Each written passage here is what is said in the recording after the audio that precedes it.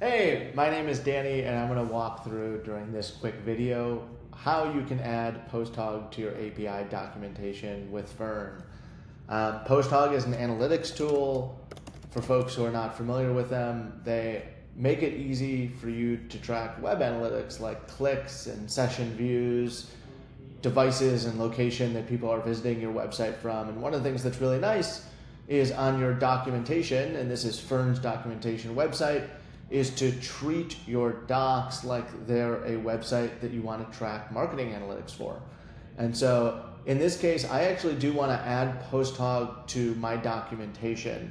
So here I've got a VS Code window where I've got my Fern folder. Inside of my Fern folder, I've got my docs.yml file. Here I am in the docs.yml file. And I'm specifically going to walk through with you right now what it's like to add PostHog. So in this case, I need to integrate PostHog. It looks like I can find my PostHog API key under my project settings. And then in my docs.yml, I want to add this configuration. So it'll be this analytics key, PostHog, and then API key. I can go ahead and I'll just copy this whole code block, paste it here. In this case, it looks like there's an API key, and I'm going to want to add a GitHub action secret, given that I use GitHub Actions. That'll be the environment variable, so that makes sense to me. And then for the endpoint here, it looks like this PostHog API host is either going to be analytics.example.com if I'm self-hosting, or in the EU if I want to use the GDPR compliant PostHog instance. And in this case, this is just not going to be relevant for me because I want to host it in the North America or US. So here I've got my API key, and I need to go get my PostHog API key, and then I need to load it into my repository.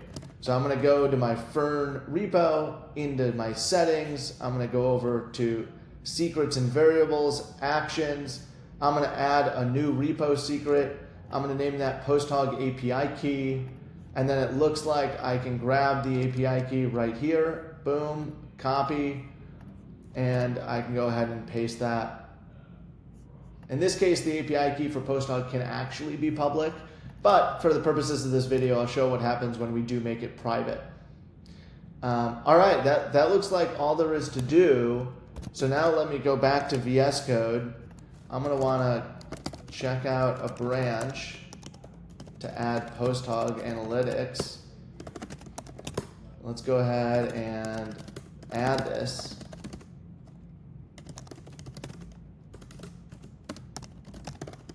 And here I'm specifying my commit message. I'm then gonna push, open up a new PR.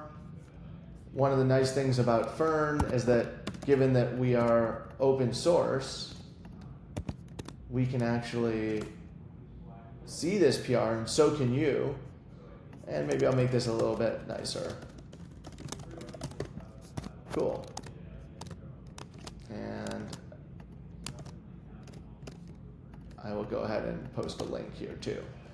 Following the instructions from, I've added a PostHog API key to Fern's documentation. Great, let's go ahead and create that pull request. I'll then tag one of my teammates, Catherine, to go take a look at it. And if I look at the file changed, it's just that we added to this docs.yml file the analytics key, then the PostHog key, then the API key, and this PostHog API key. All right, what comes next from here is merging this in. At that point, the new documentation will automatically build because I've got CI/CD set up, and PostHog will start collecting events. Thanks for taking a look at this video. If you've got any questions, join our Slack community.